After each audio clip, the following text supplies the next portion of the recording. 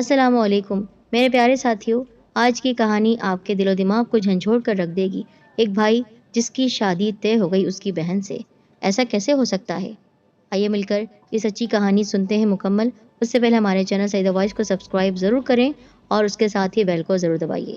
زندگی کے تماشے بھی عجیب ہوا کرتے ہیں۔ امی نے مجھ سے کہا، ارسلان اب میں یہ چاہتی ہوں کہ تمہاری شادی ہو جائے۔ امی کچھ دن تو آزاد رہنے دے بھائی، میں نے جواب دیا۔ بس بہت ہو گئی آزادی، اب اللہ کے فضل سے تمہاری نوکری بھی ہے، تنخواہ بھی بہت معقول ہے، اب اور کتنا انتظار کروں گی میں؟ اوہ امی، پہلے کوئی ڈھنگ کی لڑکی تو دیکھ لیں۔ دیکھ لی ہے میں نے، اس چڑیل کی طرح نک چڑی مت دیکھ لیجیے گا۔ میں نے شرارت بھری نگاہوں سے اپنی بہن کو دیکھا۔ وہ بھبر گئی، اچھا تو میں نک چڑی ہوں، تم خود گھونچو ہو نا؟ میں اسے چھیڑتا رہتا تھا۔ ہم دونوں کے درمیان صرف 3 برس کا فرق تھا۔ ہماری لڑائیاں ہوتی رہتی تھیں۔ وہ ایک نمبر کی لڑاکا تھی، جب مجھ سے لڑنے پر آتی تو مجھے پریشان کر کے رکھ دیتی، ورنہ تو میرا اتنا خیال رکھتی تھی کہ میں اسے دعا ہی دیا کرتا تھا کہ خدا اس کے نصیب میں ایسا لڑکا ہو جو اس کو اچھی طرح سمجھے، اس کا خیال رکھ سکے۔ میں فی الحال شادی کے موڈ میں نہیں تھا۔ میرا پروگرام یہ تھا کہ پہلے نادیہ اپنے گھر کی ہو جائے، میں تھوڑا سا سیٹ ہو جاؤں، اس کے بعد شادی کا سوچوں گا۔ ویسے بھی میری زندگی میں ابھی تک کوئی نہیں آیا تھا، یعنی کوئی ایسا نہیں تھا جس کے لیے میں سوچ سوچ کر ہلکان ہوتا رہتا۔ یہ سمجھ لیں کہ دل کے قریب کوئی نہیں تھا۔ اب ایسا بھی نہیں تھا کہ زندگی بالکل روکھی سوکھی گزاری ہو، نہیں، لڑکیاں میرے قریب آتی رہی تھیں، محلے کی یا خاندان کی یا کالج کی، لیکن ان میں سے کوئی بھی مجھے اس پوائنٹ آف ویو سے پاس نہیں آئی تھی میرے کہ اس کو جیون ساتھی میں بنا لوں۔ اس لیے شادی میں کوئی مضاحکہ نہیں تھا، لیکن ابھی سیٹ نہیں ہوا تھا۔ اس کے علاوہ امی اللہ جانے کس کو پسند کر لیتی۔ میں نے تو اپنی شادی کا معاملہ ان پر ہی چھوڑ دیا تھا۔ جو وہ سوچ سکتی تھی وہ میں نہیں سوچ سکتا تھا۔ میں اگر یہ کہوں کہ میں اپنے والدین کا فرمانبردار بیٹا ہوں تو اس میں کوئی دو رائے نہیں ہوگی۔ میں نے کوئی بھی بات کبھی ان کے خلاف نہیں کی۔ زندگی انہی راہوں پر گزاری، انہی راستوں پر گزاری جو راستے انہوں نے بنا دیے۔ تعلیم ان کے کہنے پر وہی حاصل کی جو ان کی خوشی تھی۔ وہ چاہتے تھے کہ میں انجینئر بنوں تو میں انجینئر بن گیا۔ ابو اور امی نے مجھے پیار بھی تو اتنا دیا تھا۔ ویسے تو دنیا کے ہر والدین اپنی اولاد سے پیار کرتے ہیں، کوئی ایسا نہیں ہوگا جس نے اپنی اولاد کے بہتر آنے والے کل کی خواہش نہ کی ہو، اس لیے راتوں کو اٹھ اٹھ کر دعائیں نہ مانگی ہو۔ ویسے بھی ہم صرف 2 ہی تو تھے، میں اور نادیہ۔ میں اتنا تو ضرور جانتا ہوں کہ اولاد چاہے جتنی بھی ہو، والدین کی توجہ ہر ایک پر ایک جیسی ہوا کرتی ہے، اور ہم تو ویسے بھی 2 ہی تھے۔ ایک بات یہ تھی کہ امی اور ابو نادیہ کو بہت مانتے تھے، شاید مجھ سے بھی زیادہ، اس لیے وہ مجھ سے اکڑی رہتی تھی۔ جہاں میں نے کچھ کہا وہ فوراً شکایت لے کر پہنچ گئی اور میں اپنی صفائیاں دیتا رہتا۔ یہی تو پیار ہوتا ہے، رشتے اسی کو کہتے ہیں، لڑنا جھگڑنا، روٹھ جانا، ایک دوسرے کو منانا، ایک دوسرے کے لیے تحفے لانا، اور کیا ہے۔ وہ دونوں کی لاڈلی تھی اور آج بھی ہے۔ میں کبھی کبھی شرارت میں کہا کرتا، مجھے تو بیکار میں پیدا کیا گیا ہے، بس نادیہ ہی کو پیدا کر لیتے۔ میرے ابو دبئی میں اچھی پوسٹ پر تھے، سال میں 2 بار ہمارے ملک آیا کرتے تھے۔ ان کی آمد ہمارے لیے عید بن کر آتی۔ دنیا بھر کی تفریح، فرمائشیں، روز باہر کے کھانے، شاپنگ اور نہ جانے کیا کیا۔ نادیہ تو ان کے لیے پاگل ہی رہتی تھی۔ خود میرا بھی یہی حال تھا۔ میں بھی کالج یا دفتر ہر جگہ سے چھٹی لے لیا کرتا، پھر تفریح ہوا کرتی تھی۔ ابو جب پچھلی بار آئے تو انہوں نے ہماری سہولت کے لیے ایک گاڑی خرید لی تھی۔ میں نے جب ڈرائیونگ سیکھ لی تو نادیہ کو بھی سکھا دیا۔ جب میں گھر پر نہیں ہوتا تو نادیہ ہی امی کو کہیں لایا لے جایا کرتی تھی۔ وہ بہت اچھی ڈرائیونگ کرنے لگی تھی۔ مجھے اس کی صلاحیتوں کو دیکھ کر خوشی ہوا کرتی تھی۔ اس کی ڈرائنگ بھی بہت اچھی تھی، بلکہ اس نے ایک آرٹ کالج سے باقاعدہ اسکیچنگ بھی سیکھی تھی۔ اس نے ہم سبھی کے پورٹریٹ بنائے تھے، اور اتنے کمال کے جیسے کسی پروفیشنل نے بنائے ہوں۔ ہم نے ہمیشہ اس کی حوصلہ افزائی کی تھی، کیونکہ ہمارے پورے گھر کا مزاج دوستانہ تھا۔ گھر میں کبھی لڑائی جھگڑے کا ماحول نہیں ہوا تھا۔ میں اپنی کہانی میں گھر کے پورے ماحول سے اس لیے واقف کرا رہا ہوں تاکہ پڑھنے والوں کو احساس ہو سکے کہ ہم نے کس انداز سے بھرپور زندگی گزاری ہے، اور ایسی خوشیوں بھری زندگی میں اچانک جب زلزلہ آ جائے تو پھر کیا ہوتا ہے۔ جب سب کچھ اچانک بدل کر رہ جائے تو انسان کی کیفیت کیا ہو جاتی ہے۔ تو اس کہانی کا آغاز ایک عام سی بات پر ہوا، یعنی امی نے کہا کہ وہ میری شادی کرنا چاہتی ہیں۔ یہ ایک عام سی بات تھی، ہر گھر میں ایسا ہی ہوا کرتا ہے۔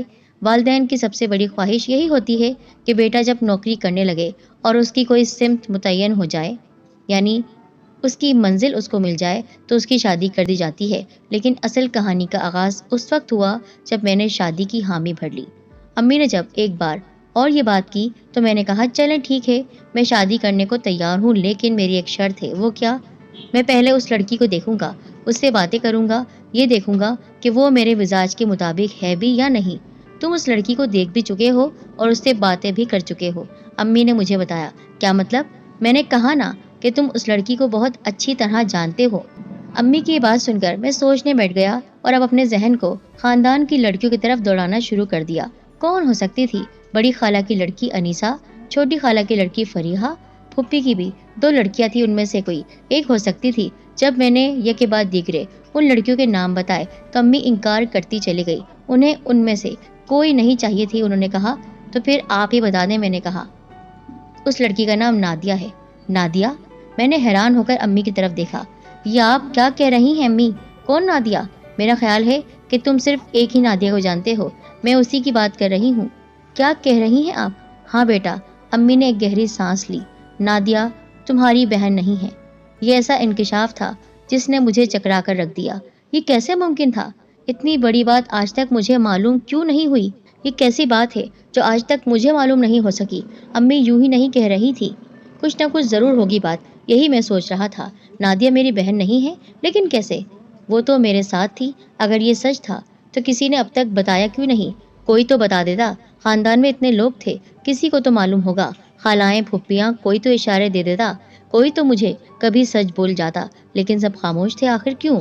اور دوسری بات یہ تھی کہ میں نے زندگی بھر نادیہ کو اپنی بہن ہی سمجھا۔ سمجھنا کیا، وہ تو میری بہن ہی تھی، اس کے ساتھ ویسا ہی رہتا جیسے بہنوں کے ساتھ ہوا کرتا ہے، مار پیٹ، پیار، چھیڑ چھاڑ، روٹنا، ناراض ہونا، منانا۔ اب ایک دم سے میں یہ حقیقت کیسے برداشت کر سکتا تھا؟ اور میں جانتا تھا کہ امی بھی یوں ہی نہیں کہہ رہی، اتنی بڑی بات کچھ یوں ہی کیسے کہہ سکتا ہے کوئی؟ امی کی طرف دیکھا، وہ پرسکون تھی۔ انہوں نے میری زندگی میں اتنی بڑی ہلچل مچا دی تھی اور خود پرسکون ہو گئی تھی، کمال ہے۔ امی اللہ کے لیے مجھے بتائیں، یہ سب کیا ہے؟ میں تو پاگل ہو جاؤں گا۔ جب یہ صرف 1 سال کی تھی تو اس کے والدین کا انتقال ہو گیا۔ یہ تمہارے ابو کے دوست کی بیٹی تھی، تمہارے ابو ہی ایک دن اس کو اٹھا کر گھر لے آئے تھے۔ بچی بہت پیاری تھی، میں نہیں جانتی تھی کہ تمہارے ابو کا ایسا کوئی دوست بھی ہے جو بہت بیمار رہتا ہے، اور اس کی بیوی بھی ایک لا علاج مرض میں مبتلا ہے۔ بہرحال میں نے اس بچی کو سچے دل سے قبول کر لیا اور اس کی پرورش کرنے لگی۔ تم اس وقت 2 یا 2.5 برس کے تھے۔ رفتہ رفتہ مجھے اس بچی سے محبت ہونے لگی، بالکل اپنی سگی بچی کی طرح۔ بلکہ سچ تو یہ ہے کہ میں نے شاید تم سے بھی زیادہ اس کو پیار دیا ہے۔ ہاں یہ تو سچ ہے کہ آپ نے نادیہ کو مجھ سے بھی زیادہ اہمیت دی، بلکہ میں تو چڑ جاتا کہ آپ اس کو مجھ سے زیادہ پیار کرتی ہیں تو مجھے کیوں اس دنیا میں لائی؟ میں نے اعتراف کیا، لیکن مجھے کوئی جلن نہیں تھی، وہ تو میں ایسے ہی کہتا تھا۔ تو بیٹا یہ ہے نادیہ کی اصل کہانی، تمہاری بہن نہیں ہے یہ، امی نے مجھ سے کہا۔ میں اچھی طرح جانتی ہوں کہ تم دونوں اتنی آسانی سے اس حقیقت کو نہیں مان سکو گے۔ ایک دوسرے کو اس نئے روپ میں قبول کرنا تمہارے لیے آسان نہیں ہوگا، لیکن میں یہ بھی جانتی ہوں کہ تم دونوں کو ایک دوسرے سے اچھا جیون ساتھی بھی نہیں مل سکتا۔ ہمیشہ ایک دوسرے کے ساتھ رہے ہو، ہر اچھے برے میں ایک دوسرے کا ساتھ دیا ہے۔ لیکن امی اب بات تو سن لیں، وہ ساتھ تو کسی اور رشتے سے تھا، میں اس کا بھائی تھا، اپنی بہن کا ساتھ دے رہا تھا، یہ میری بہن تھی اور اپنے بھائی کا ساتھ دے رہی تھی۔ ہاں یہ تو ہے، لیکن کچھ دنوں کے بعد جب تم اس نئے رشتے کو قبول کر لو گے تو سب ٹھیک ہو جائے گا، امی نے کہا۔ میں اس رشتے کے لیے بہت سیریس ہوں، کیونکہ مجھے نادیہ سے اچھی کوئی اور لڑکی مل ہی نہیں سکتی ہے۔ امی ابھی مجھ سے کچھ نہ پوچھیں، میں ابھی اپنے ہوش میں نہیں ہوں، میں سوچ کر جواب دوں گا۔ ہاں یہ بتائیں، آپ نے اس موضوع پر نادیہ سے پہلے بات کی ہے؟ اس کو پتا ہے یہ سب کہ میں اس کا بھائی نہیں ہوں؟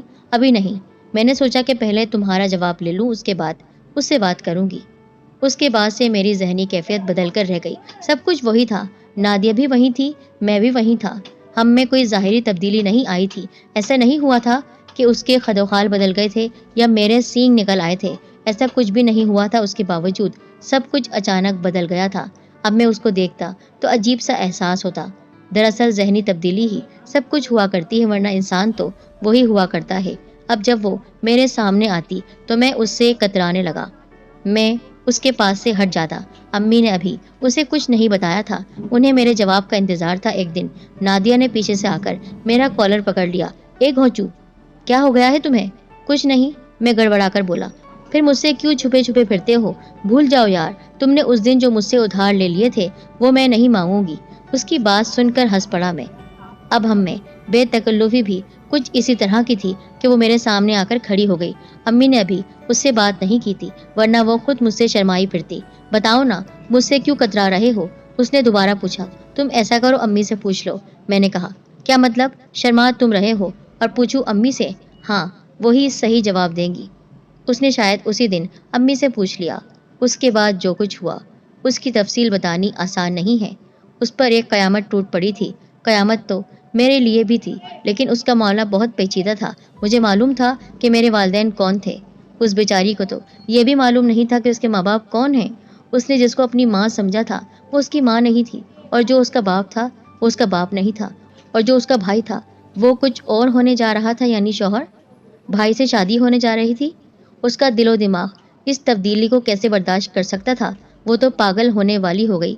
मेरा भी हाल कुछ ऐसा ही था। मेरी समझ में नहीं आ रहा था कि मैं क्या करूं। हमने बचपन एक साथ गुजारा था, एक साथ बड़े हुए थे, एक दूसरे को भाई बहन समझते रहे थे, और अब ये अचानक पता नहीं क्या हो गया। और अम्मी ने कोई मजाक भी नहीं किया था। इस किस्म का मजाक कौन माँ कर सकती है? मैंने अम्मी से एक दिन पूछा, अम्मी एक बात बताएं, क्या आपने नादिया से बात कर ली है? हाँ, उसको तो बताना ही था, आज नहीं तो कल।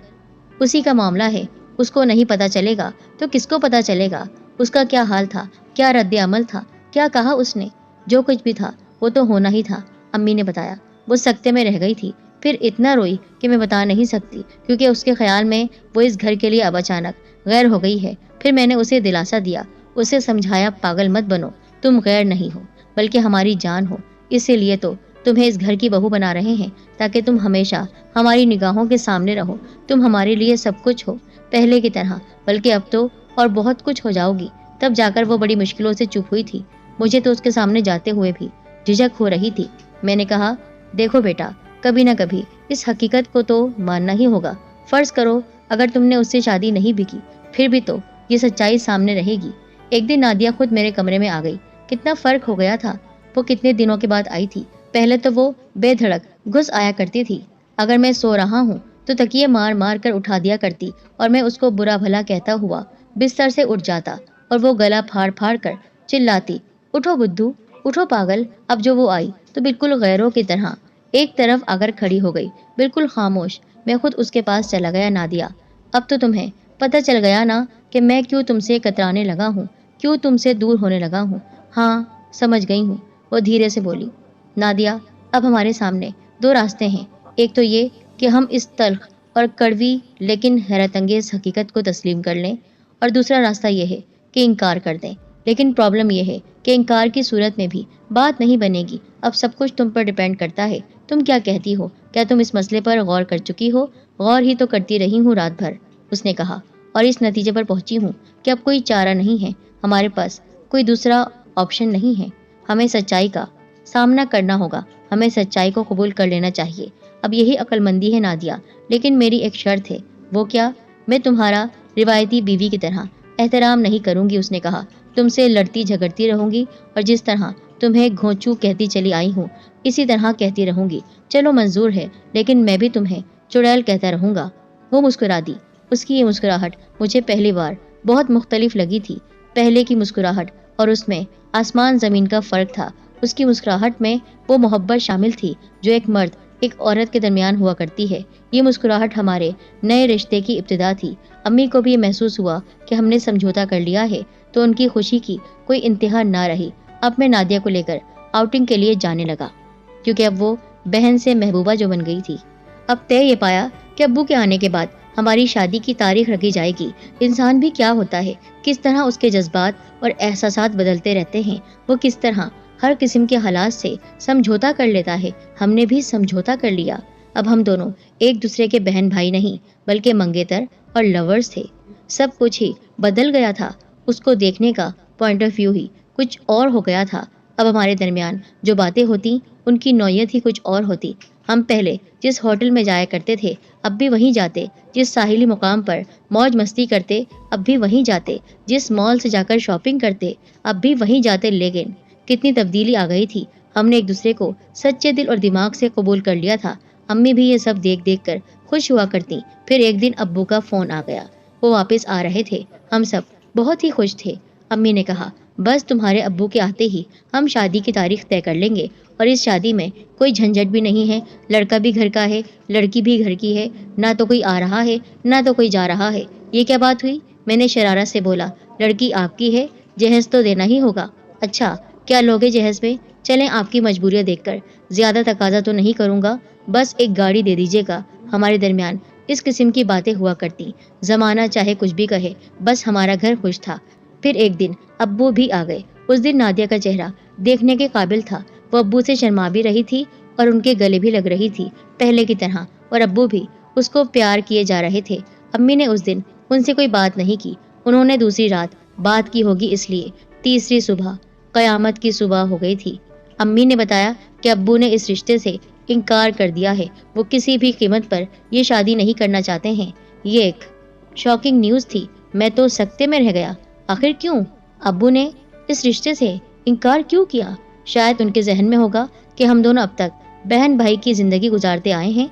अब पता नहीं इस तब्दीली को कबूल करें या न करें। उन्हें क्या मालूम कि हमने एक दूसरे को इस नए रूप में कबूल भी कर लिया और बहुत खुश भी हैं।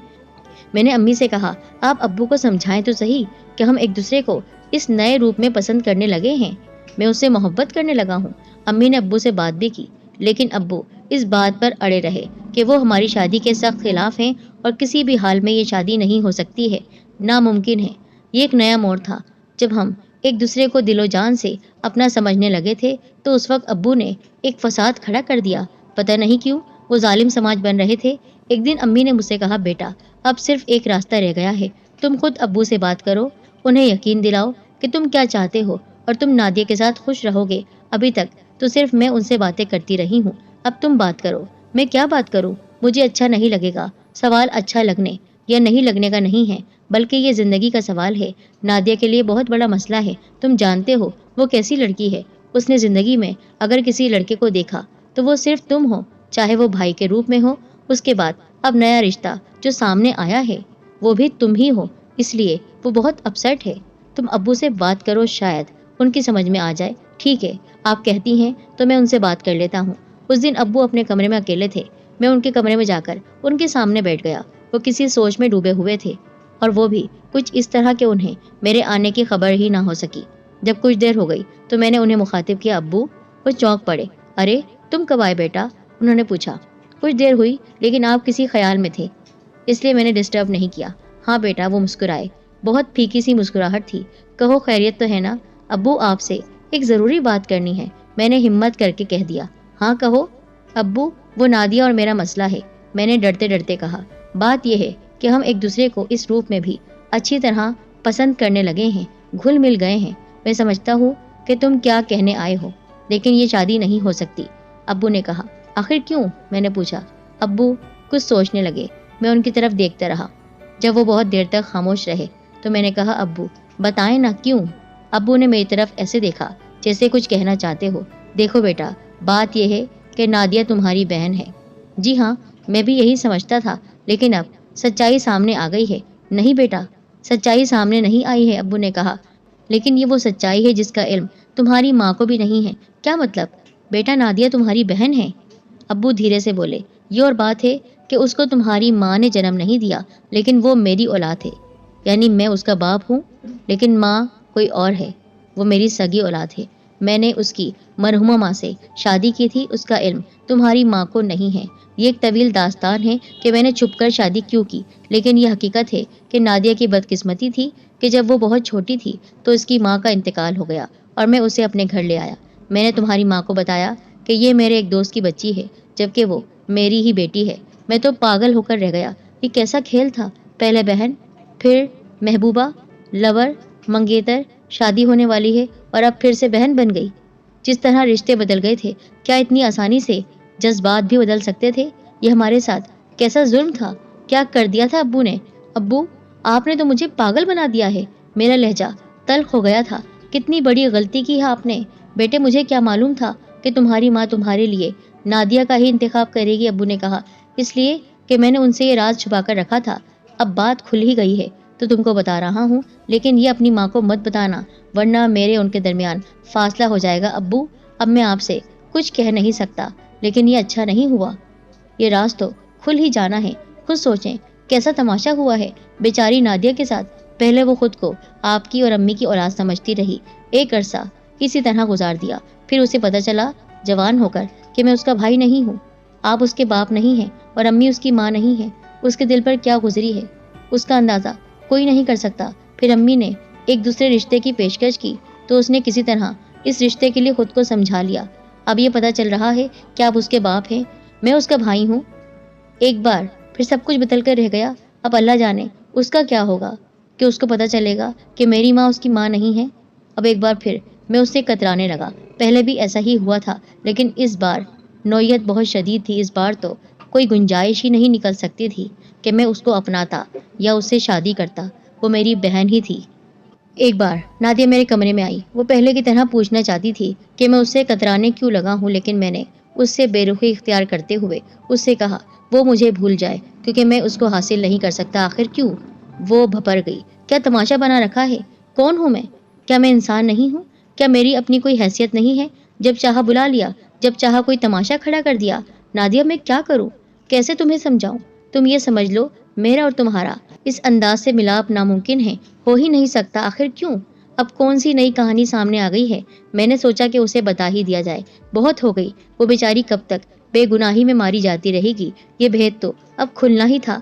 इसलिए मैंने उससे कहा नादिया बात यह है कि तुम मेरी बहन हो। वाह अच्छा तमाशा है, अच्छा ढोंग रचाया हुआ है आप सबने। वो गुस्से से बोली, कभी बहन कभी गैर फिर बहन, क्या है ये सब? नादिया जरा ठंडे दिल से सुन लो, जो कुछ मालूम हुआ है वो बता रहा हूँ। चलो बताओ। मैंने उसे वो सब कुछ बता दिया जो मुझे अब्बू ने बताया था। वो इस तरह सकते में आ गई जैसे बेहोश हो गई हो। मुझे डर लगने लगा। मैंने उसे झंझोड़ कर रख दिया, पानी के छींटे मारे। नादिया होश में आओ, संभालो खुद को। उसके बाद उसके सब्र का पैमाना लबरेज हो गया। वो मेरे सीने से लगकर जो रोई तो बस रोती ही चली गई। फिर खामोश होने के बाद उसने कहा भाई, पता नहीं मैं तुम्हें भाई कहूँ या ना कहूँ। कहीं ऐसा ना हो कि कल फिर ये खबर सुनने को मिले कि ऐसा कुछ भी नहीं है, अब्बू ने गलत बयानी की थी। फिर क्या होगा? क्या गारंटी है इस बात की? नादिया मैं खुद पागल हो रहा हूँ। तकदीर के इस खेल को क्या समझूं? इस दौरान अम्मी भी कमरे में आ गई। उन्होंने महसूस कर लिया कि कोई बात हो गई है। मैंने अब उनसे भी छुपाना बेसूस समझकर सब कुछ बता दिया। उनका भी वही हाल था जो नादिया का हुआ। फिर उन्होंने जो रोना शुरू किया तो रोती ही रहीं। मेरा यह हाल था कि मैं कभी नादिया को चुप करवाता और कभी अम्मी को। अम्मी को इस बात का दुख था कि अब्बू ने उनसे बेवफाई की थी। वो रो रो कर कह रही थी मैं इस शख्स को माफ नहीं करूंगी। अगर वो शुरू ही में सब कुछ बता दे तो ऐसी कहानी तो नहीं होती। मैं नादिया को कबूल कर लेती, मैं ऐसे ही दिल की हूँ। लेकिन इस राज को उन्होंने बरसों छुपाए रखा। मुझे तो इस बात का दुख है जो जिंदगी भर रहेगा। उसके बाद से घर की फजा कुछ अजीब सी हो गई। कोई किसी से बात नहीं करता था। अम्मी अपने कमरे में अकेली लेटी रहती। अब्बू का यह हाल था कि वो दिन भर न जाने कहाँ कहाँ भटकते रहते। फिर एक दिन अब्बू न जाने कहाँ चले गए। वो हमें छोड़कर मुल्क से बाहर भी नहीं गए थे, क्योंकि उनका पासपोर्ट और दीगर कागजात घर में ही थे। बस उन्होंने अपने कुछ कपड़े लिए और एक रात बहुत खामोशी से कहीं चले गए। सब कुछ उसी तरह रह गया। हमने उनको बहुत तलाश किया, न जाने कहाँ कहाँ ढूंढा। उनके तमाम जानने वालों के पास जाते रहे। तंग आकर हमने अखबारात में ये खबर छपवा दी, लेकिन उनका कोई पता नहीं चला।